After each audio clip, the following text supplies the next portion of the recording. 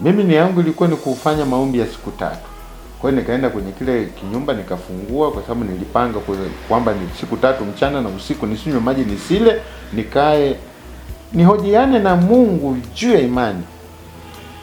Nihojiane na Mungu juu ya imani na nipe jibu tu.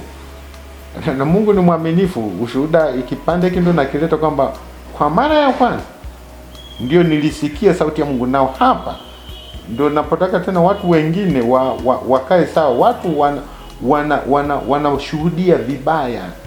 Mungu anaongea kweli, lakini watu wengi anasema wamesikia sauti ya Mungu kupitia mawazo, yaani kupitia mawazo yake ya ndani. Anasema nikasikia sauti. Huu ni uongo. Mungu anaongea kama vile mimi ninavyoongea na watu na wanavyosikia, na ndivyo mimi sauti ya Mungu nilivyoisikia, sio kwa kuhisi. Kwa hiyo kama watu wanahitaji kusikia Mungu anaongea, wazidi tu kukaa mbele za Mungu na watamsikia Mungu akiongea kweli, sio kwa mawazo, sio kwa fikra, sio kwa mtazamo wa ndani. Sio mtu Mungu akaongea ndani yangu. Mungu anaongea. Mimi Mungu nimesikia sauti yake zaidi ya mara moja. Lakini leo nashuhudia sasa kile kipande ambacho nilikuwa namuomba Mungu siku ya kwanza hiyo, hakuna jibu.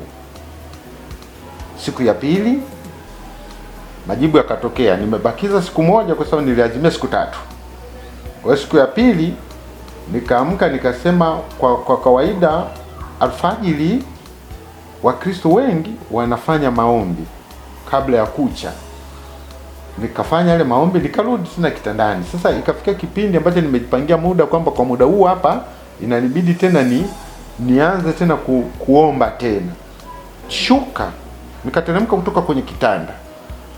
Lakini nilipofika, kwa sababu sikuwa na maombi ya kupiga magoti, nilikuwa nasimama na natembea kwenye kile chumba, nikakuta mwili wangu unanyong'onyea. Na kabla hujaendelea, yani ni maombi gani hasa ambayo ulikuwa unaomba? Naomba kwamba Mungu anionyeshe imani sahihi. Yaani dunia imetapakaa maimani.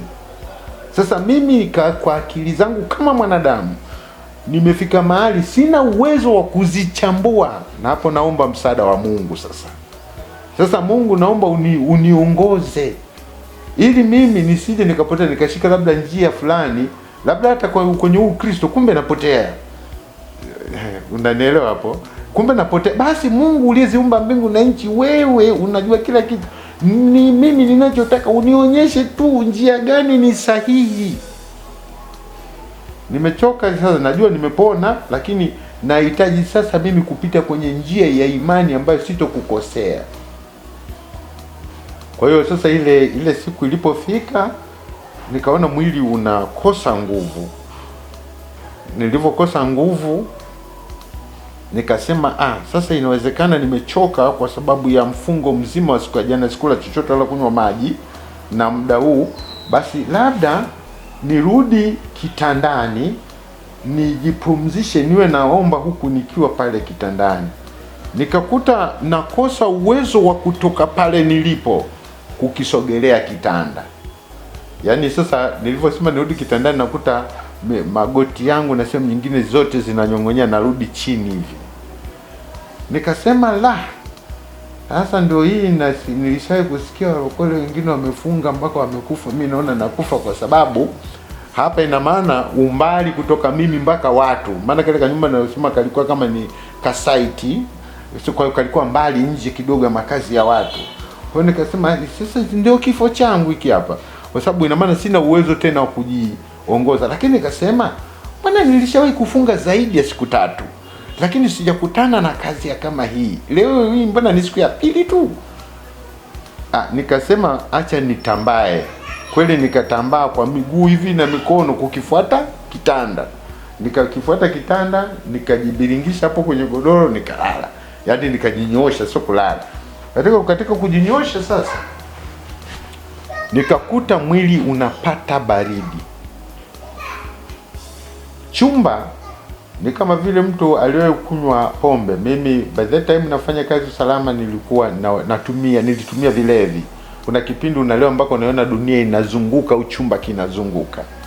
Kwa hiyo mimi nilianza kuona chumba kinazunguka, yaani kinazunguka kabisa. Naona kwamba nakwenda upande huu, narudi huku, nakwenda hivi, yaani nazunguka na kitanda chote. Ile hali iliendelea kama dakika. Sasa niliona ni kizunguzungu changu, labda kutokana na ile njaa, ile funga. Sasa ule mfungo ambao niko nao sasa, naona ni kizunguzungu, naona kama maluelue. Lakini ile hali ilikwenda, baadaye nikakuta imesimama.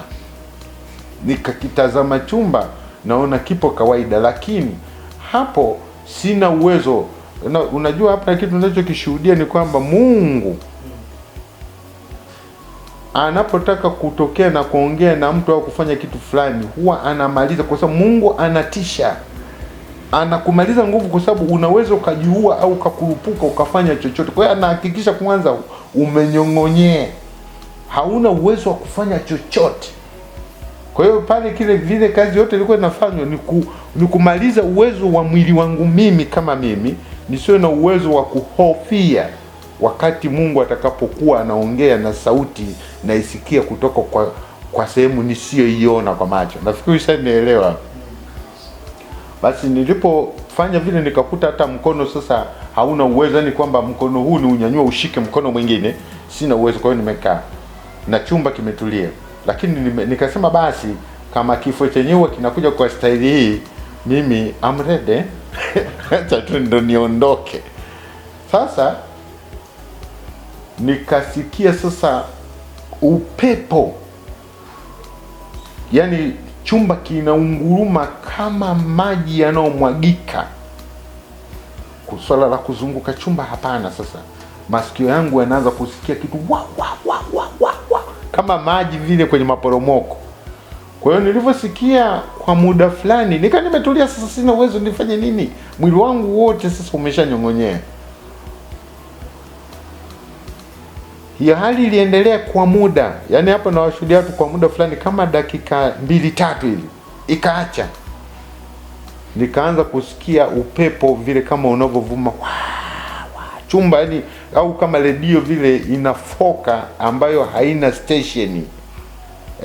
Ikafanya hivyo kwa muda. Hiyo hali ndio iliendelea kwa muda mrefu. Baadaye nikakuta sasa ni upepo wa baridi kabisa, ni kama vile nimeweka kwenye friji, umenizunguka. Yani unavyopita ule upepo naona kabisa unanizunguka, unakwenda huko, alafu ukaja kwenye sikio upande mmoja, nikakuta sasa ndo umekuwa kama kasponji ule upepo kaingia kufanya. Ulipofanya hivyo nikasikia sikio sasa yani kama kitu kimekuja kifanya, nikasikia yani sasa panafoka kama ile redio ya kawaida. Hapo nikasikia nasema, mimi ndiyo Mungu niliyeumba mbingu na nchi, ambao wewe umeamua kuniabudu mimi. Sasa ishi katika kanisa, amini Yesu pekee, sitokuhesabia makosa. Hiyo sentensi ya kwanza ndio iliishi hapo. Lakini fursa ya mimi kuongea na Mungu bado ipo, kwa sababu ile si bado inaendelea kusikika. Nikamwambia Mungu, ili jibu ninajua tayari kesha nipa, lakini nina kitu kingine sasa. Nikasema sasa nimeacha kazi, matatizo haya niliyopata, nimesha elimu yangu nilisoma, nimeshaacha kazi kule. Sasa mimi nimekuja hivi ndio nimeokoka, sasa nafanyaje? Akasema sauti, yani ninavyoongea, alafu mimi ni kama najisikia.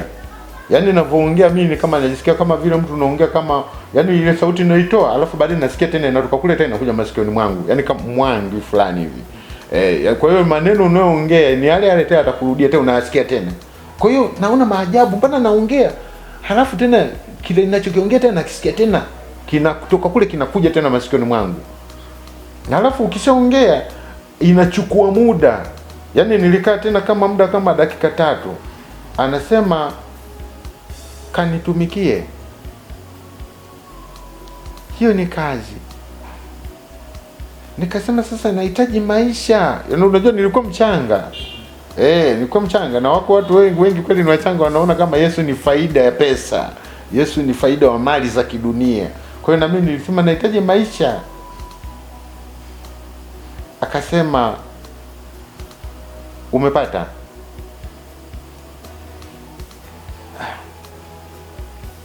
Mimi nikatoka. Baada ile hali kuisha, maana sikuendelea na maswali, iliendelea kufoka, baadaye ikakatika. Sasa ilivyokatika, nashangaa mimi ni mzima, nanyanyuka tu kwenye kitanda natembea. Kwa hiyo nikasema ya nini kuendelea na siku ya 3 wakati niliazimia kufunga siku 3? Mungu ameshakuja kunijibu ndani ya siku ya pili. Nilimtafuta mchungaji Hirad, nikaenda nyumbani kwake. Hiyo sauti ilikuwa ni sauti ya aina gani? Unaweza ukaielezea kidogo? Yani sauti ile ni sauti ya kawaida kama vile mimi ninavyoongea na wewe. Yaani kwa kweli mimi ni sauti ya Mungu nilivyosikia mara nyingi, ni sauti ya kawaida kabisa. Ni sauti ambayo yani inaongea kawaida kabisa. Wakati mwingine hata kama unaweza Mungu akaongea, unaweza kadhani kama kuna mtu mwingine kakaa pembeni anasema na wewe. Kwa hiyo lugha ambayo imetumika ni ya Kiswahili kama vile mimi nilivyo Mswahili, na sauti na ilikuwa ni ya kawaida. Ila tu cha ajabu ni kwamba ndani ya hicho chumba hamna mtu ambaye anaongea na wewe unaweza kumwona ni huyu hapa. Ni huyu hapa. Kwa hiyo mimi na uliwezaje kubaini kwamba ukagundua ni sauti ya Mungu? Ukufikiria pengine labda ni mapepo yamekuja kwa ajili ya kuzungumza na wewe? Yaani kitu gani kilikupa uhakika zaidi? Vitu ambavyo vilinipa uhakika, cha kwanza kabisa ni tayari nilivyotajua kwamba amini, nenda kanisani na umwamini Yesu Kristo, na ukifanya hivyo sitokuhesabia hatia. Kwa hiyo nikajua kabisa kama ingelikuwa ni sauti ya pepo na ingeniongoza nisifanye ibada kwa namna yoyote, lakini iliniongoza niende kanisani, na tena ikasema amini katika Yesu Kristo. Na ndio maana watu wanawaambia hakuna kanisa lililo bora, kwa sababu mimi Mungu siku hiyo alipokuwa anaongea na mimi hakuniambia nenda TAG au nenda EAGT, hakuniambia au nenda kanisa la Roman Katoliki, aliniambia nenda kanisani. Lakini katika hilo kanisa sentensi inazidi, inasema na amini Yesu Kristo. Unaona, sio yani hilo kanisa ndio liendea lazima liwe naamini nani? Yesu Kristo. Na uwapo humo sitokuhesabia makosa, maana yake uwapo ndani ya Yesu Kristo. Kwa hiyo ni maana kwamba kuanzia pale nikasema jibu nishalipata, kwa sababu swali lilokuwa nikiuliza jibu lake ni hili. Namfuata mchungaji, mimi naanza kufanya ibada na kuja pale. Kwa nini? Nikamwambia nimefanya maombi tayari, nishajibiwa, Mungu alishanielekeza. Na hapa hakuna mtu yoyote, na hili jambo naliongea tena leo na nilishakuliongea.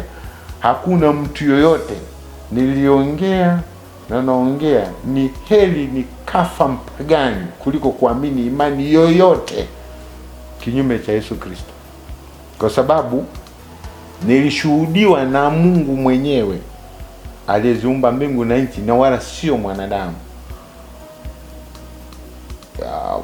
Nikatoka nikaendelea na hizo ibada. Ulipoenda kwa mchungaji kumshuhudia, mchungaji alisemaje siku hiyo? Mchungaji akaniambia ni sawa, kama Mungu amekuelekeza hivyo, wewe endelea na ibada.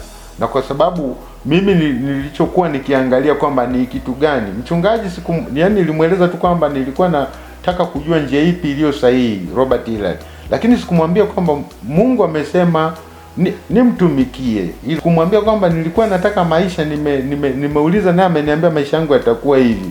Sikusema hilo, nikamwambia nimejua tu kabisa kwamba Yesu Kristo ni kweli na Mungu ameongea na mimi kwamba niamini Yesu, niende kanisani. Kwa hiyo mimi mchungaji naanza kuja ibadani.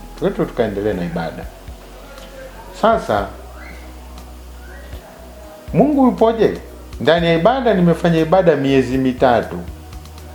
Miezi mingapi? 3.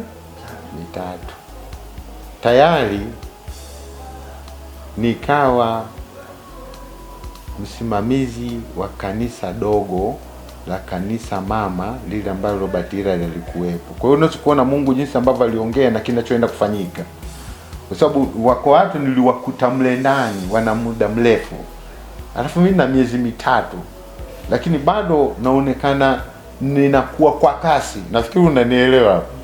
Na nikapewa kuisimamia huduma ya kanisa dogo nikasimamia, na baadaye nikatoka huko nikaja huku maeneo ya Kibaha huku kwetu, kwa sababu nikasema kwanza kabla ya kuja huku Kibaha kwetu nikasimamia hilo kanisa, kaendelea.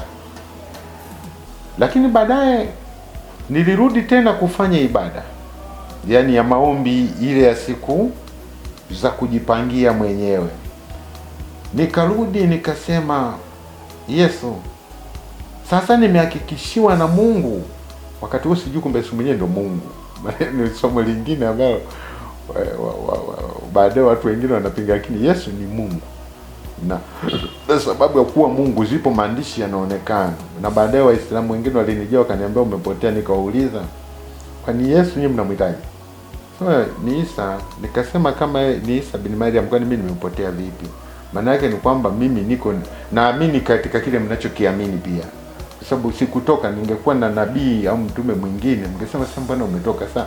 Na Yesu ni Isa. Sasa mnamkataaje wakati kwenye kitabu chenu pia mnamkubali? Kwa basi mimi nitakuwa umati wa Isa, nyinyi mtaendelea kuwa umati wa Muhammad katika kitabu hicho kimoja. Acha mimi niendelee kumwamini Isa. Wanasema hawa wanamwamini vibaya. Sasa mimi sitaki kwenda zaidi. Lakini mimi nilichoamini kwamba Yesu ni kweli. Na hata leo hii watu wa imani tofauti, kama kweli unamtaka Yesu au unamhitaji Mungu, kama nilivyofanya mimi, fanya maombi. Mungu ni mwaminifu, omba, mwambie sasa nahitaji kujua imani ya kweli. Naamini kama alivyonijibu mimi, atawapa na wao fursa ya kuwapa majibu. Basi mimi nikaenda tena kwenye mfungo mwingine. Sasa hapo ninakwenda kwenye mfungo nikiamini Yesu ni Bwana. Ule mfungo wa kwanza nilikwenda sikuwa naamini, nilikuwa nataka Mungu. Nafikiri watu watakumbuka ile ushuhuda wangu. Sasa hapa mfungo wa pili nakwenda nikiamini Yesu ni Bwana. Kwa hiyo nikamwambia Yesu, mimi nimetoka katika uzao wa Uislamu. Familia yangu, ndugu zangu, wa baba zangu wote ni Waislamu. Inaniuma sana. Kwa nini nibaki peke yangu?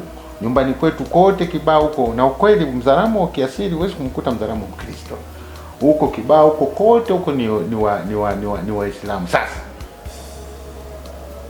ili niamini kwamba ushuhuda nilioshuhudiwa na Mungu kwamba wewe nikae ndani yako na humo ndani siwezi kupata hatia na una nguvu za kutosha, kaniokolea wale Waislamu kule. Wao nao wawe nao ni Wakristo kama mimi. Nafikiri hapo panaeleweka zaidi. Basi sasa wakati nafanya maombi siku ya kwanza, ya pili, ya tatu, majibu yakanijia. Hapo naisikia sauti ya Yesu. Lakini ndio nikaamini Yesu ni Mungu, sababu sauti ile nilisikia haina tofauti kabisa na sauti ninayosikia mara ya pili. Yaani kama ni mtu, ni kama wewe Jackson, ngoja tu sauti hii ya Jackson. Na alafu tena siku nyingine tena unasikia sauti ile. Kwa hiyo hakukuwa na tofauti, siwezi kutofautisha kwamba ile sauti nilisikia Mungu ina tofauti na ile sauti nilisikia kwa Yesu. Sauti ilikuwa ni moja. Yaani ujazo wa sauti, namna inavyoongea ni ile ile. Lakini sasa kipindi hiki imekuja kwa jina la kwamba mimi ndimi Bwana. Kule ilisema mimi ndio huyo Mungu unayesema niliziumba mbingu na nchi. Naona unataka kuniabudu hiyo. Lakini hii sasa imekuja mimi ndio Yesu. Nimesikia maombi yako, familia yako watakuwepo watakaookoka, watakao unifuata katika njia hii. Na ishara, kwa hiyo nikapewa ishara. Na ishara miongoni mwa wale waliokupinga sana, ndio atakuwa wa kwanza kuipitia hii njia. Na sasa nikasema aliyenipinga sana ndio huyu Petro ambaye namshuhudia sasa hivi huko, hata akisikia baadaye akiona hii clip yeye mwenyewe ataenda nini. Aliyenipinga sana ndio huyo Salumu Petro, mtoto wa marehemu babangu mkubwa, yeye ndo akapinga. Na sasa kama ni huyo ndio aliyenipinga sana, ndio atakuwa wa kwanza. Hajui kusoma. Sasa kama hajui kusoma, sasa huyu ataokokaje? Waache wale wanaojua kusoma, hata nikuwapelekea tracts na na Biblia unaweza kusoma. Huyu sasa hata kusoma hajui, anaokokaje huyu? Kwa hiyo hayo yalikuwa mawazo yangu tu ya kibinadamu ambayo hayaendani na Mungu. Sasa Mimi nikaendelea kuomba na waombea ndugu zangu, lakini kilichokuja kutokea, Salumu ndo alikuwa mtu wa kwanza kuokoka, ambaye ndo Peter sasa hivi. Yeye alikuwa anakupinga zaidi kipindi hicho. Anasema ni upumbavu, hakuna Ukristo, dini ni Uislamu bana. Wewe umepotea. Huu ni ujinga kabisa. Kwa hiyo yani ukienda anaambia watu acheni kumsikiliza huyu. Poteza watu tu hapa. Sasa yeye aliokolewa kwa adhabu. Kwa sababu kanisa halikuwepo isipokuwa lilikuwa kata. Kumbuka ile ni domination ya Waislamu. Kwa hiyo kanisa lilikuwa liko kata peke yake. Kwa hiyo bwana alipasua vijiji alfajiri na mapema alivyoamka, akaenda kuokokea kule mbali sana. Kwa hiyo aliokoka kule kwenye kata, akarudi. Baadaye nikapata habari kwamba Salumu kaokoka. Nikalinganisha na majibu niliopewa na Yesu, nikasema hakika ndiye alikuwa majibu sahihi, kwa sababu nilikuwa natarajia labda wakina fulani wataokoka pale kwa sababu ni wasomi kidogo, lakini mbona nimetajiwa huyu ndo alikuwa ananipinga sana, afu hajui kusoma. Sasa kaokoka. Alivyookoka akaona sasa hapa nyumbani hapa kaliki, nikakae kwa kaka, maana mimi ni mdogo wangu, mimi ni mtoto wa baba yake mdogo, na maana yeye ni mtoto wa babangu, marehemu babangu mkubwa. Hao wote wa baba zetu washafariki hao. Basi sasa huyu bwana akaona asafiri kuja wapi? Mbezi Beach kunikuta mimi, kwa sababu kaokoka. Sasa jamii kule zinamtenga. Alipokuja nikamwambia karibu sana. Kaambia bwana mimi nimeokoka. Nikamwambia nilijua kwamba utaokoka. Unaona, yani mimi hakunikuta kama ni mtu ambaye nashangaa. Nikamwambia nilijua kuwa utaokoka, kwa maana nilimuomba Mungu na alinionyesha kwamba mtu wa kwanza ni mtu aliyeni. Wewe ulikuwa ukinipinga sana na kunifukuza. Na istoshe nikawa na mashaka, mbona hujui kusoma? Yule bwana akasema kwa kweli hata kilichonipata sijui, nilikuta tu kwamba nasafiri kutafuta kanisa. Nikasema basi wewe ujue kwamba mimi nilikuwa naomba na Yesu Kristo alikuwa anakuhitaji. Basi huyu bwana tukakaa naye, lakini akasema mimi natamani sana kujua Kristo kwa kasi. Natamani sana kumtumikia Mungu. Sijui kusoma. Kwa hiyo mimi ndo nilikuwa usiku ukifika nachukua Biblia na nasema bwana hebu ngoja tusome. Biblia inasema hivi na hivi. Yeye akawa anatamani anachukua hata Biblia, nikawa anaenda kushuhudia watu mtaani. Nilikuwa namtazama mdogo wangu ameshika Biblia hajui kuisoma, lakini anaenda nayo. Kwa hiyo nikapata huzuni, nikasema mbona huyu mtu anaelekea kama ana upendo wa Kristo, anabeba Biblia. Unajua Wakristo wa leo wanaona aibu hata kubeba Biblia. Ajabu sana. Yani neno ambalo lina uhakika, neno lenye uzima, mtu anaona aibu kubeba. Kwa hiyo hata nikasema sasa huyu namsaidiaje? Akaja Petro ambaye sasa hivi anaitwa Petro, zamani ni mchungaji, zamani alikuwa anaitwa Salumu. Nikamwambia mbona Petro unaendaga na hicho kijitabu, unaenda na hiyo Biblia, sasa unaenda nayo ya nini? Wakati akasema na bwana, yani kitabu ninayoipata, sababu nikifika kule na maana nikimshuhudia mtu namwambia soma, yani asome yeye. Sasa unaona, soma hapo kwenye Biblia. Nikamwambia hapana, unamwamini Yesu Kristo? Anasema ndio maana hata nabeba. Nikasema kama yeye yupo, kwa nini wewe uendelee kuwa na mateso ya hivyo? Twende tumuombe Mungu akufanye usome. Ushuhuda ndio utoa, na yeye ni mchungaji na watu wengine wote waliopo huko Kibaha na kanda nyingine, na wale walimu wake waliomfundisha miaka 7 akamaliza, ajui hata kuandika jina lake. Leo hii watashuhudia kweli. Tulifanya maombi ya siku moja, asubuhi usiku, asubuhi yake Petro akaanza kusoma Biblia, maandishi yote, sentensi zote, na mpaka leo ndio maana ni mchungaji, kwa maana kwamba hakufundishwa tena zidi ya yale maombi ambayo tuliyaomba. Kwa hiyo bado nashuhudia kwamba Mungu ana uwezo mkubwa, sio tu wa kufanya maradhi madogo madogo, yaani wa kumpa mtu elimu ambayo ilibidi afundishwe miaka 7 aielewe, lakini anaweza kuielewa kwa maombi ya siku moja. Kwa hiyo ina maana Salumu ambaye ni Petro aliwahi kujifunza labda kusoma kwenda shule ama alikuwa hajaenda kabisa? Amekwenda, kasoma miaka 7 shuleni. Shuleni alikuwa ameenda?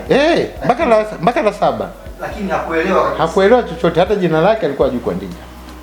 Lakini sasa alipookoka, tulipofanya mambo nikaye akasema natamani kwenda kushuhudia ili watu ni wasomea aliyopo humu. Maana yake yeye alikuwa anatembea na ile Biblia tu anawaambia watu hapo kuna Yohana alikuwa anashika ile milango anavyotajiwa kanisani. Yohana sio ngapi mstari wa ngapi? Hebu anampa yule mtu Biblia mwenyewe. Soma hapo. Sasa mimi nikapata huzuni kwa sasa huyu mtu ana moyo anatamani kufanya hii kazi ya Mungu. Lakini kwa nia Mungu si kila kitu. Nikamwambia Salumu, twende tumuombe Mungu akufanye uweze kusoma. Anasoma na mpaka leo ni mchungaji, yuko huko Vikuge, kijiji cha kata ya Soga. Sisi tunatokea kata ambayo huyo Msabaha karibia alikuwa mbunge ametokea kule. Kwa hiyo ndo huko, kama kuna watu wanataka kufuatilia shuhuda hii wafuatilie, ndio wataielewa huko. Kwa hiyo maisha yakaendelea vile, nikawa mchungaji wa hilo kanisa ambalo aliokokea huyu Peter aliokokea, nikawa ndo mchungaji mimi wa lile kanisa, nikakaa pale, maisha yakaenda. Baadaye nikajikuta nimeanguka kwenye wokovu, na baada ya hilo anguko nikatoka nikaishi maisha ya kawaida. Kwa kweli katika kuanguka kwangu nilianguka katika swala zima la kuoa. Mimi nilimtumikia Mungu, lakini baadaye nilimwomba Mungu nikapata uchumba ukatangazwa kanisani, ukaendelea hivyo. Sasa wakina Petro hawa na watumishi wengine ambao tulikuwa nao, wao wote wametokana na huduma yangu mimi. Kwa hiyo askofu ambaye sasa ni Mena yuko pale Mlandizi, ana huduma kwa sehemu zisizofikiwa. Kwa hiyo nilikuja kujiunga na hiyo huduma yake ili kwamba tusambaze Ukristo katika maeneo ya Pwani. Kwa hiyo akasema kwa sababu hawa wametokana na huduma yako, hawa nataka niwapeleke chuo cha Biblia Kenya wakasome huko. Kwa hiyo wewe itabidi ubaki kuwa mwangalizi wa makanisa ambayo hawa wanaondoka. Kwa hiyo sasa, kwa sababu wale walikuwa wanaondoka kwenda kusoma, uongozi wa kanisa ukaamua kuvunja ule uchumba ili nisiendelee na harakati za kuoa. Kwanza nisimamie kwanza kazi ya Mungu, sababu watumishi wengi hawapo. Sasa mimi ile kwangu ilikuwa ni tatizo, kwa sababu kumbuka hicho kipindi ni tayari uwezo wa kuhimili kuishi bila mke umekwisha.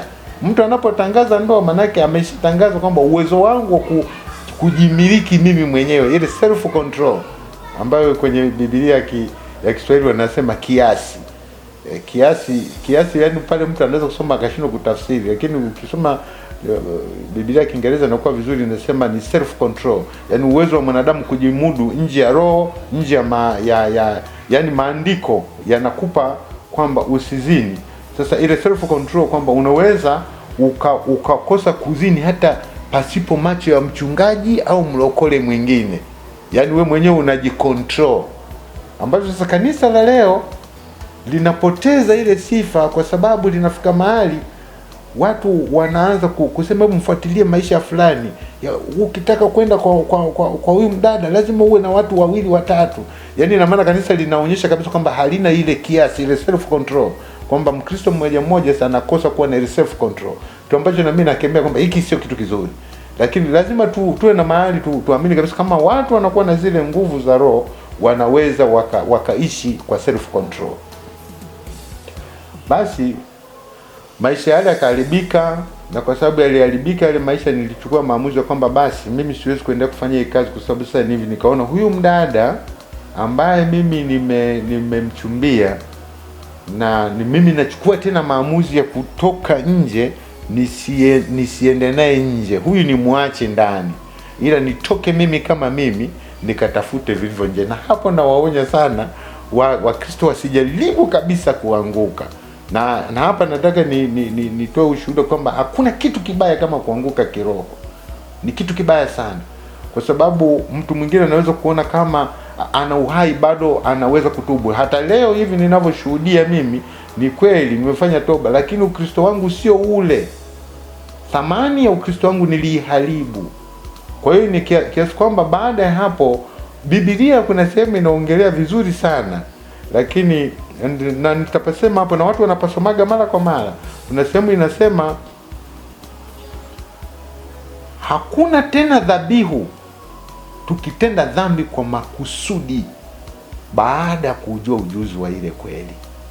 Sasa watu wanadhani kwamba huruhusi kutubu. No, utatubu kabisa na utasamewa. Dhabihu sasa maana yake ni nini? Ile neema iliyokuwa inakubeba katika ule Ukristo wa kwanza, kwamba unaenda tu unajishindia, haitokuwepo tena. Itabidi ushinde kwa uwezo wako, kwa maumivu. Maana dhabihu ile iliyokuwa inakubeba haitokuwepo. Unajua ule Ukristo wa kwanza unaona kama kuna utukufu fulani unakubeba, na kile unapoenda unaona kuna nguvu fulani inakukinga. Kwa sababu ukikosea ukakosea kama mimi nilivyokosea, maana nashuhudia kwa sababu nishakosea na nini kimetokea, na mpaka leo naishi hivyo, kwamba unakuta kwamba ule Ukristo wa kwanza, zile nguvu za kwanza, ile dhabihu iliyonifunika mara ya kwanza haipo. Sasa hivi unaishi na Ukristo wa kupambana. Ndio katika Ufunuo anasema baadaye kwamba watu wale ambao walijua kweli lakini wakapiga kona wataokolewa kwa damu zao wenyewe. Sasa na ukifanya Ukristo uharibu sasa hivi, kwa wale waliopo kanisani na wahusia kwamba wasijaribu kabisa kuanguka na kutegemea kwamba kuna muda wa toba utakuja hapo mbele. Sababu unapochafua Ukristo wako, maana yake ni kwamba ni kweli utarudi tena, utaungama, utapokelewa na Yesu Kristo, lakini ile dhabihu iliyokuwa imekufunika vazi lile, basi ushalichafua, utaishi kwa maisha ya tabu sana. Kwa hiyo mimi hiki kitu ndio ambacho ninakiona. Lakini kwa nini ninakiona hiki kitu? Ninakiona hiki kitu kwa sababu kabla mtu hajaanguka atamdhalilisha Yesu mara nyingi. Na ndio kitu ambacho nilikifanya. Kwa sababu nilipokuwa nikienda, labda niende kwa mdada fulani niongee naye, ananiambia lakini wewe umeokoka wewe, lazima uanze kumwambia achana na hizo habari bana.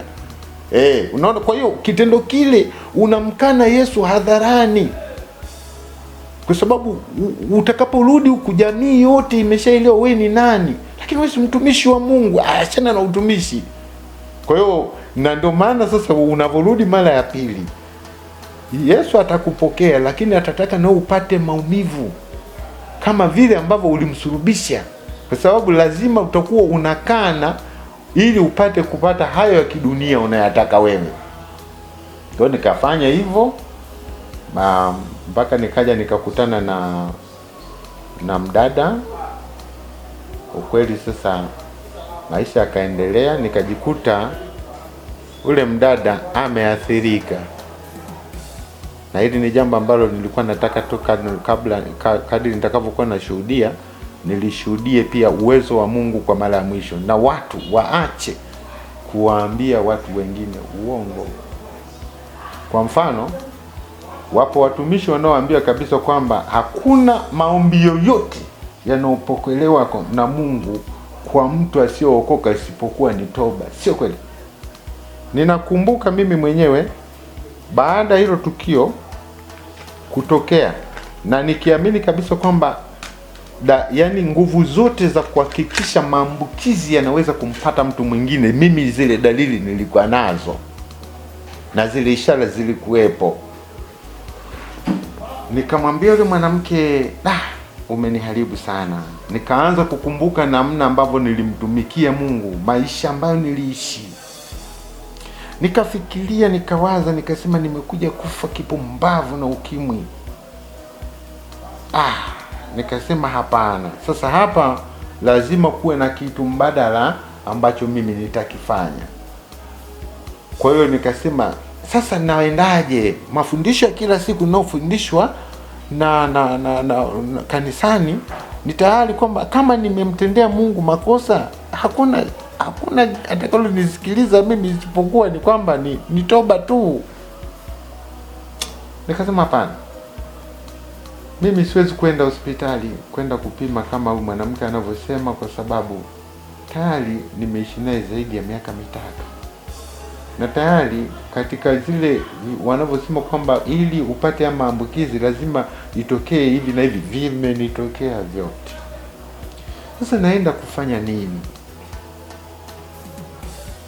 Nashuhudia tena kwa mara nyingine uwezo wa Mungu. Hapo nilikaa, nikapiga magoti, nikaomba, nikamwambia Yesu, angalia jinsi ambavyo nilikuamini au ninakuamini. Tazama namna ambavyo nilifanya kazi yako katika utukufu mkubwa. Angalia watu ambao wamekuwa watumishi leo kupitia huduma ambayo niliifanya.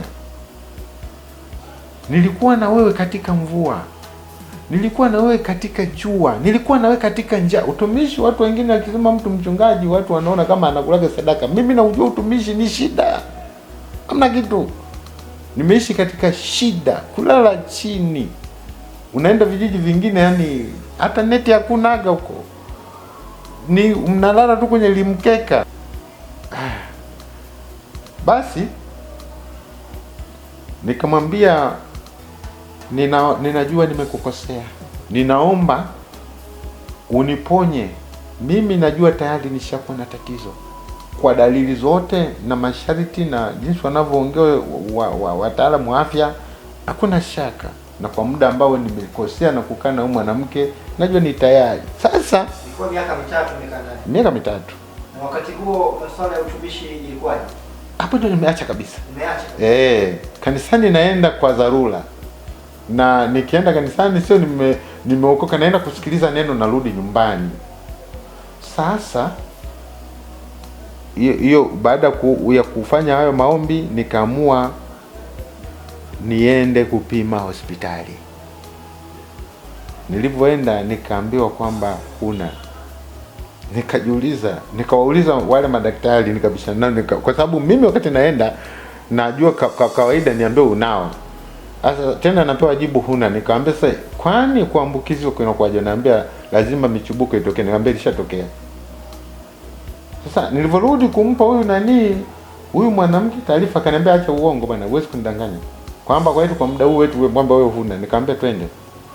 Tukaja huko hospitali, tukapima tena mimi na yeye. Siku nyingine mimi nikaonekana ni negative, na nikakaa katika maisha hayo nikipima mara nyingi, nikaona negative. Hapo nikaona pia Yesu alisikia maombi yangu na aliamua kuniponya. Kwa hiyo yule mwanamke ulikaa naye pale kwa muda wote huo, ina maana ulikuwa haujajua kwamba yeye ni Mwislamu? Nilikuwa sijajua, ila mwaka wa 2 tukiwa tupo naye nilianza kufunga ndoa. Tulifunga naye ndoa. Mlifunga naye ndoa? Ni ndoa ya Kiislamu, kwa sababu yule mwanamke alikuwa ni Muislamu. Kwa hiyo ulirudi pia kabisa kwenye Uislamu? Mimi nilitaka kuoa kirahisi. Katika kuoa kirahisi niliona kwamba Waislamu ni wanaolewa kirahisi sana, kwa sababu mchakato wa kanisani lazima uwe muumini, unaendelea na imani, na mchakato wao ni bora zaidi, kwa sababu unaweza kuchukua hata miezi 6 hata mwaka mpaka kuja tendo la ndoa likamiliki. Ndio Uislamu, unaenda tu leo, kesho unaweza kuoa tu. Na kwa sababu pale nilishashuhudia kwamba tayari nilifikia ule mwisho wa ile self control ya kumudu mwili wangu. Kwa hiyo nikaona acha niende hapa, kwa sababu nitakuwa kirahisi sana. Lakini kumbe kule nilikoenda ndio nikaenda kukutana matatizo, ambako Yesu akanisaidia kwa mara nyingine tena. Kwa hiyo miaka 2 ulikuwa haujajua chochote? Sijajua chochote, hatukwenda kupima. Na unajua mtu akitoka kwenye, mimi nimepata madhara mengi sana, ikiwepo kudhulumiwa pesa na vitu vingine. Kwa sababu gani? Mtu aliyeishi kwenye imani ya Kikristo vizuri huwa ana imani na kila mtu, na kuamini alivyo yeye ndivyo mwingine alivyo. Kumbe ni vitu tofauti.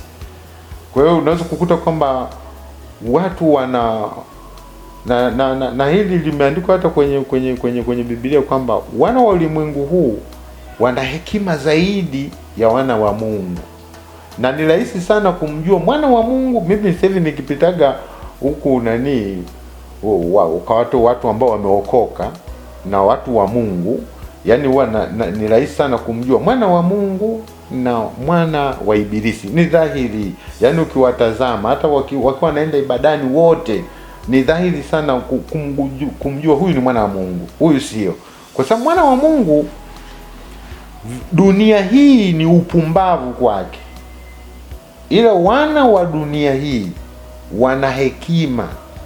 Hao wana makesi, wanashindania mali, lakini wana wa Mungu wanaonekana kama watu ambao hawana akili sawasawa, kwa sababu wanadhulumiwa, wanaacha, wanaonewa, hawapigani. Hapo nafikiri panaeleweka vizuri. Wanawajua wabaya wao, wanazidi kuwapenda. Sasa huu unaonekana ni uchizi. Sasa huyu ndio mwana wa Mungu. Lakini ukitaka kujua, hata kama mtu anaenda ibadani lakini sio mwana wa Mungu, anapambana na kila mazingira ya kidunia, anaonewa na shtaki, anaibiwa, anapiga mtu, lakini bado anakwenda kanisani. Unaona, naye anakuambia tumepiga mwizi pale. Kwa hiyo unaweza kujua kabisa kwamba huyu ni mwenda kanisani, lakini sio mwana wa Mungu. Wana wa Mungu yani wanaonekana kama wana mapungufu, sababu yani huyu kijana alimfanyia kitu fulani, lakini bado anakwenda kwake. Kama mimi nilivyokuwa nimeokolewa kile kipindi cha kwanza, ni mpaka leo huyu baba yangu mdogo anaitwa Juma Dugiza, nimezidi kumpenda, na nilikuwa naenda nyumbani kwake mpaka jamii iliniuliza unampendaje? Sasa mimi niliona nikamhurumia yeye jinsi ambavyo alipoteza hata hela, afu nikajiona mshindi mimi niliyetibiwa na Yesu bila shilingi. Yeye amepoteza pesa, afu mimi naenda kutibiwa bila shilingi. Watu kiukweli, mimi shuhuda zipo nyingi na ningeweza kusema mambo mengi, lakini nipende tu niishie maeneo na kuwaasa watu waliopo kanisani waendelee kumshika Yesu, na watu ambao hawaamini kwamba Yesu ni Mungu wasadiki kwamba Yesu ni Mungu. Katika watu ambao wanafanya utafiti sana ya neno utatu ni mtu aliyetoka kwenye Uislamu, kwa sababu Uislamu unaamini Mungu ni mmoja. Kwa hiyo ukija kufundisha utatu mtakatifu inakuwa kidogo ni shughuli sana, lakini mimi nimesadiki kwamba utatu mtakatifu upo na Yesu Kristo ni Mungu, na mtu anayeshindana tu kusema kwamba sio Mungu naye hakosei, ni kwa mujibu wa fikra zake, lakini itafikia siku ambapo atajua kabisa kwamba kweli Yesu Kristo ni Mungu. Na kwa kutaka kulijua hilo, kila upande unaweza kuangalia kwamba ni kipi kinafanyika. Ni kipi kinafanyika, wanajua kwamba kitu fulani kinafanyika, Mungu yupoje, Mungu ana sifa hizi, anakuwaje, anakuwa hivi. Lakini mwisho wa wanadamu katika hitimisho letu ni kiyama, ambayo ndio inahitimisha ulimwengu wa mwili. Kama kiyama inahitimisha ulimwengu wa mwili, manake katika ulimwengu wa roho, hata vitabu vingine vinasema Isa bin Maryam ndio ishara ya kiyama. Ina maana kwamba ndio ishara ya kubadilika kutoka mwili kwenda katika ulimwengu wa roho. Kwa hiyo haimtaji mtu mwingine. Kwa manabii wote na mitume ambao wamelala, hao nao siku hiyo ishara yao itakuwa ni Yesu Kristo. Kwa hiyo unasomaje maandiko kama hayo alafu fike mahali ushindwe kuelewa yanamaanisha nini? Sasa kama wanadamu wote wenye mwili watakuwa wamelala na yeye ndo atakayekuwa hai peke yake, utafufuliwaje pasipo na huyu? Kwa hiyo ina maana kwamba watu lazima watazame, na vile vile nilivyoshuhudia kwamba watu wakiona mashaka wasiendelee kupinga. Wanaweza kupinga vitu wasivyojua, kama mimi nilivyofanya. Nilichukua muda kumwomba Mungu ili anionyeshe njia sahihi, wafanye hivyo. Lakini kulikuwa ni kupinga kwa kurithi imani ambazo mtu huzielewi. Hata Wakristo wengine wamezidi bwana, mimi ni Mroma. Kwa nini? Sisi kwetu uko wote. Sasa hizi ndio imani zisizofaa. Sizungumzi imani ya Kiislamu tu pekee tu, hata Wakristo kwa upande nazungumzia kwamba wanapaswa kuamini imani sahihi, sio za kurithi. Mwingine unakuta kwamba mimi Mluteri. Kwa nini umeamini unaenda Yerusalemu nasema sisi uko wetu wote? Sasa uko wote, hiyo ni dini gani ya ukoo? Mimi ni Mwanglikana. Kwani umekuwa Mwanglikana? Sasa kwetu tuko sisi kwanza kunaga kanisa wote si Mwanglikana. Tafuteni imani sahihi. Na imani sahihi ina maana kwamba lazima uishi na imani ile iishi ndani yako. Yaani uiamini na ile imani ifanye kazi ndani yako. Kama inakuonyesha kwamba Yesu anaponya, usende kwa waganga, so unaenda msikitini, unaenda kanisani, kwa waganga unaenda. Hizi nguvu za Mungu ziko wapi? Kama huyu Mungu kweli yupo, basi unayemwamini akusaidie, akuponye, akuondoe kwenye matatizo. Kwa hiyo maisha yangu kifupi yalikuwa hivyo. Hata juzi kati miaka nilivyokuja huko Kondoa niliendelea, na mpaka sasa hivi siendelei sana kufanya kazi pale Ibra ambako nilisema nafanya, kwa sababu ni inaendeshwa kwa misingi ya dini ya Kiislamu, na mimi nilikuwa pale ni mkuu wa shule. Kwa hiyo nilikuwa mkuu wa shule wa kwanza kufanya mapinduzi ya kuwafanya Wakristo watoke na kwenda kufanya ibada kanisani. Jambo hili limekuwa ni gumu, na mimi kwa sababu niliishi vile, ukiwa Mkristo huwezi kujificha. Kwa hiyo nilikuwa nashindwa kusimamia ibada zao. Hebu pia utueleze kidogo hapo kwa ufupi, ilikuwaje sasa mpaka ukatoka kule Dar es Salaam ukaja hapa Kondoa na mpaka kuwa mwalimu? Kile kipindi nilikuwa nafanya kazi kwenye nafundisha shule za BAKWATA. Kwa hiyo nilianzia pale Kinondoni Muslim pale, ndo nilipopitia pale. Kuna ambaye sasa hivi ni katibu mkuu wa BAKWATA anaitwa Mruma. Wale Mruma ndo mwajiri wangu bana, ndo ameniajiri sasa hivi ni katibu mkuu. Alikuwa ni mkuu wa shule ya Kinondoni, baadaye akanipangia shule moja Umsalama iko Rufiji. Kwa hiyo kule Umsalama pale nikafanya kazi kama mkuu wa shule, makamu mkuu wa shule, baadaye nikawa mkuu wa shule. Sasa kule nikakutana na wakuu wa shule, mkuu wa shule mwingine anaitwa Juma Kagoda, yuko hapa Dodoma mpaka sasa hivi, hata leo yupo. Huyo Juma Kagoda naye alikuwa yuko katika shule ya Jamhuri. Baadaye akahamishiwa kule Umsalama Rufiji. Kule tukaonana. Baadaye tulivyotoka BAKWATA, yeye huyu Juma Kagoda ndo akawa ameshika hizi shule za Ibra na shule zile za Dodoma. Kwa hiyo ndo akanikumbuka mimi, akaniita huku, nikaja, ndo akanikabidhi shule ya Ibra kuwa mkuu wa shule. Kwa hiyo nikafanya pale kama mkuu wa shule kwa muda fulani, lakini imani ni zile zile, na kilichoniondoa asilimia kubwa ni imani, kwamba nilishindwa kusimamia. Kama nilikuwa mkuu wa shule natakiwa niwasimamie watu waende kuswali, na ni sasa mimi kwa kuwa tayari siamini kabisa hivyo vitu, na najua hii ni njia ya kumpoteza mwanadamu, siwezi kuishiriki kwa namna yoyote. Hapo nafikiri mnanielewa. Kwa hiyo ndio nikatoka, na hata leo bado ninawaambia watu, nimeona kwamba umri wangu umeenda, kama watajitokeza watu wa kunisaidia, lakini katika shule ambazo hazina misimamo ya Kiislamu itafanya kazi. Lakini kufanya tena kazi mle kwamba unahamasisha watu wazidi kupotea, wazidi kuangamia, wanafunzi hao unawapeleka huko, unawaadhibu kwa nini hawakufanya masuala fulani ya dini ambayo mimi tayari naona kabisa sina imani nayo.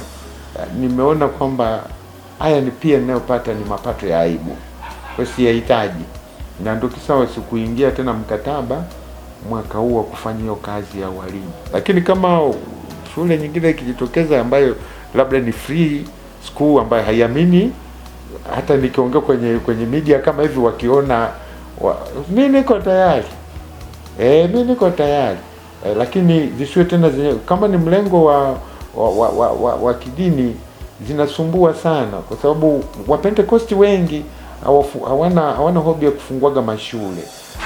Lakini nimefanya kazi pia na shule za Kisabato, nikaona migogoro yao utata sana, na hawa Waislamu utata sana. Kwa hiyo shule ambazo ziko za kawaida, hata watu wanaoniona kwenye media wakinisaidia nitashukuru. Sawa sawa. Kwa yote hayo, una akili Yesu amekusaidia kwa namna gani kuweza kupambania hatima yako mpaka kufikia hapa leo ulipo? Kwa kweli Yesu amenisaidia sana, Na nisisahau kabisa kuwaomba watu kama pale niliruka nikasahau, na hapa nitapajibu vizuri, kwamba wasikate tamaa hata wanapotenda dhambi, wanapoingia kwenye matatizo, wasimkimbilie shetani. Yesu anajibu hata ukiwa una dhambi, ili maadamu ukimwendea kwa imani, kwa sababu kinachojibu sio utakatifu, ni imani. Na ndio maana Yesu aliposhuka lile vazi, alimwambia yule mama nyuma yake kwamba, mama, imani yako imekuponya, sio utakatifu wako. Yaani ile imani aliyokuwa nayo, inawezekana mama alikuwa mchafu sana, lakini ile imani yake ndio iliyoungana na zile nguvu za Mungu ikamponya. Ijapokuwa sio kwamba, nilikuwa na dada mmoja juzi kati, nilimwambia una tatizo ile, nenda kanisani. Akasema mimi nataka niende, ila nikamwambia Yesu sio mganga kienyeji. Yaani wewe uende ukatafute tiba, ila kisha kutibu wewe urudi uendelee na maisha yako. Ila weka agano naye. Kama kweli Yesu una nguvu, mimi nitakuwa tayari kukutumikia na kuendelea kuishi maisha matakatifu, niiponye hili, afu tumuone Yesu ashindwe. Lakini Yesu unapotaka kwenda kumchezea kwamba uende ukajaribu alafu urudi, hapo Yesu utaweza kumuona kama si kitu, kwa sababu anaelewa unachokiwaza. Kwa hiyo mimi katika mambo ambayo Yesu amenisaidia ni kuniponya kutokana na mauti, kifo kile ambacho kilikuwa kinanikuta. Katika mambo ambayo siwezi kusahau pia ni vile ambavyo amenitoa katika kifo kingine cha maradhi ya ukimwi. Lakini kwa sijamaliza kwa kuondoa hapa, watu wanashuhudia kabisa gari ambayo mimi nilikuwa naendesha iligeuka, yani nyanga. Watu niliokuwa nao walikuwa wameumia, wakakimbizwa hospitali. Mimi nilitoka kama nilivyo sasa, sikuwa na mchubuko wala jeraha lolote. Na usiku wake kabla kuendesha ile gari nilionyeshwa ajali nzima. Kwa hiyo hata wale waliokuwepo, baadhi yao niliwashuhudia, jamani, nilionyeshwa hivi. Na ile ajali ilienda kutokea vile vile, lakini nilimwambia ndani ile ajali ilipotokea mimi nilitoka nikiwa salama kabisa. Kwa hiyo ndo watu wengine wakaanza kusema huyu ni Freemason, alitaka kuwatoa nyika fara. Mimi sikuwa Freemason na wala sijui Freemason, ijapokuwa niliupitia kwa kuusoma. Na hapo niwashuhudie watu waache. Mimi sijaingia humo Freemason, ila nilikuwa nikiperuzi katika internet na nikapitia katika sehemu ambazo nilikuwa nasoma Freemason, mafundisho yao. Kwa hiyo nilisoma kitabu cha kwanza, nikasoma kitabu kinachofuata, lakini baadaye nilianza kupata call ambazo sio za kawaida. Kwa hiyo si sana watu kufanya, yani waachane na hizo habari, na yani waachane nazo. Na ndio maana sikutaka hata kuzishuhudia, kwa sababu nazielewa kwa sehemu fulani, na ukianza kuzifuata zile ni roho zitakufuata. Zinavyokufuata ina maana kwamba utaweza kujikuta tayari umeshafanya vitu ambavyo sio sahihi. Mimi kwa mfano niliingia nikasoma tu. Jackson, ninaweza nikakushuhudia kitu kimoja kwamba mimi yani kusoma tu zile habari. Kuna siku nilipigiwa simu, nikamwambia bwana, uko wapi? Niko sehemu fulani. Sema naomba tukutane. Na hili nilishuhudia tu wazi kwamba tulikuwa tukutane Ubungo, na nilikuwa Dodoma hicho kipindi, eneo moja linaitwa Msalato. Hapo nikatoka nikapanda gari nikaondoka mpaka nyumbani. Nikamwambia mama, kuna mtu ananipigia simu anasema tukutane. Lakini nikiwa kibani nikamwambia, unasema tukutane kwa kusudi lipi? Akasema, kwani wewe huwezi kufanya biashara? Nikasema naweza kufanya biashara. Nikasema basi mimi ninataka tukutane nikupe pesa ili ufanye biashara. Nikasema sasa mimi huyu mtu hanijui biashara, mimi atanipa nifanye biashara, hizo pesa kwa mkataba gani? Lakini nilisafiri mpaka nikafika Ubungo pale. Ile sauti ikawa bado inasema, uko wapi? Kama vile ambavyo wewe tulikuwa tunatafutana kipindi. Uko wapi? Nikatoa betri ya simu. Nikasema hii ndio ishara ya kupotea.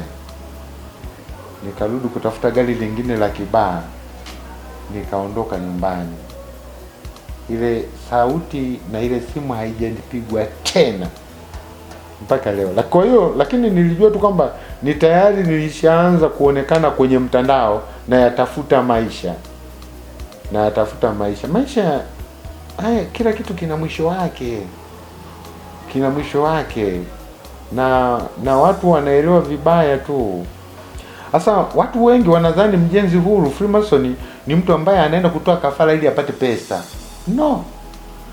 Freemason ni mtu yote anayejenga nje ya msingi wa Mungu.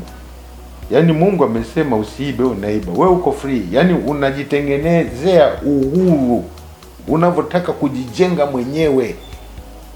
Uko free. Kama niliona dada mmoja anaongelea, sitaki niingie sana huko, lakini niliona dada mmoja anaongelea kwamba watu wanajiweka madawa, wanajibadilisha ngozi, wanabadilisha maumbile yao ya nywele, yaani wako huru kujitengeneza. Ule ni free. Yaani mtu anakuwa huru, anaona kama there is something wrong. Mungu kakosea. Sawa akamuomba, lakini ilitakiwa awe hivi. Yaani kuna kejeli nyingine huwezi kujua namna ambavyo una kejeli Mungu, lakini kabla hata mama watumishi wanafanya haya mambo, lakini wakae wafikirie tu kwamba vile alivyo ndivyo Mungu alivyomuumba na anahitaji kumuona hivyo hivyo. Lakini sasa ina maana watu wamezidi, watu wanabadilisha mpaka maumbile. Sasa ile inakuwa kidogo sio sawa. Sasa kifupi ni hivyo. Sawa. Mara ya mwisho kwenye ushuhuda wako ulitueleza pia habari za jinsi ambavyo ulianguka, ukawa umeteleza, ukaendelea kumtafuta Yesu, ukarejea akakuokoa kwenye masuala mambo mbalimbali. Lakini sasa hapa mwisho nataka utueleze pia umerudi vipi kwa ajili ya kumtumikia Mungu? Bado uko kwenye lile anguko, ama kwa sasa unamtumikia Mungu kwa njia gani? Hapana, sasa hivi mimi bado nafanya tu ibada za kawaida kanisani. Kivile kwamba ndio hapa nyuma nilishuhudia kwamba ni hatari sana kuanguka. Yaani ukishaanguka kuna nguvu fulani zinakutoka. Hata unaporejea kwa mara nyingine usizani tena ule Ukristo ambao ulikuwa nao utaendelea kuwa nao, na zile nguvu ambazo ulikuwa nazo zitaendelea kuwepo. Hapo kuna muda fulani ambao tena utaanza tena kutembea taratibu, na utakuwa mara kwa mara shetani anakushtaki kwa jinsi ambavyo umelifedhesha jina la Yesu. Na nakumbuka nilishuhudia kwamba ili uanguke lazima ulifedheshe jina la Yesu. Hakuna mtu yote aliyeanguka, hata wananitazama mimi atasema mimi nilianguka kistaarabu. Hayupo. Mtu yote anayeanguka ni lazima kwanza, ukianza kuanguka, mimi mara kwanza kati naanguka, ukienda kuongea na mtu anasema, lakini wewe si mtumishi wewe. Sasa na utumishi bwana. Lakini wewe si umeokoka wewe. Achana na hivyo vitu. Yaani kuna vitu fulani utakuwa unavifanya ambavyo havimpi Yesu utukufu. Nakumbuka ulimwengu wa roho unakuwa unautesa. Na mimi sisemi nashuhudia hivi kwa fahari, lakini lazima nishuhudie hata kama kwa maumivu gani. Nikiri kwamba nilitesa falme ya roho. Yaani nilimdhalilisha Bwana. Na hasara zake nimeziona, kwamba hasara zinapokuja ni tayari kwamba na wewe sasa unapokelewa. Lakini unapopokelewa ina maana kwamba waliokoka wananielewa na wale walioanguka wananielewa. Nilipookoka kuna kama utukufu fulani, kuna nguvu fulani kila unavyotembea unakuta unayo, unapolala, unapoamka ipo. Ila ukianguka, ukirejea kanisani, kile kitu hakipo tena. Yaani hakipo tena, ila unakuwa unaweza kuishi kweli kiuaminifu, kaishi maisha yanayompendeza Mungu, lakini ile nguvu, yani ile aina fulani ya wokovu ambao ulikuwa unajisikia ndani, na jinsi ambavyo ilikuwa ile nguvu inatembea na wewe, utakuta kabisa kuna kitu una miss ndani yako. Na hapo ndipo ambapo inakuja kuwa kweli kwamba hakuna dhabihu tena baada ya kutenda dhambi, wakati ukishaujua ujuzi wa ile kweli. Kwa hiyo sio kwamba hautasamehewa, ila ile aina ya Ukristo utakaokuwa nao utakuwa unajitafutia Ukristo wa mateso sana kama ule ambao mimi ninao sasa. Kama ule Ukristo ambao mimi ninao sasa. Lakini na kwa sababu Ukristo wako utakuwa sana wa mateso, na wakati huo ulishatengeneza connection na shetani atakuwa anakufuata kwa karibu sana. Kwa hiyo unakuta kwamba inakuwa sasa ni shida. Na mimi nilikuwa na wasii sana watumishi wa Mungu katika hili. Wengi sana wanafikia mahali Wakristo wakikosea kuwatenga na kuwafukuza. Hapana. Yaani vile ndivyo wanavyowauza kabisa katika ulimwengu wa giza.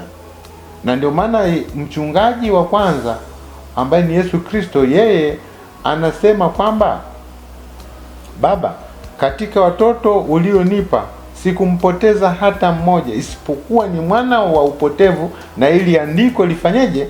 Litimie.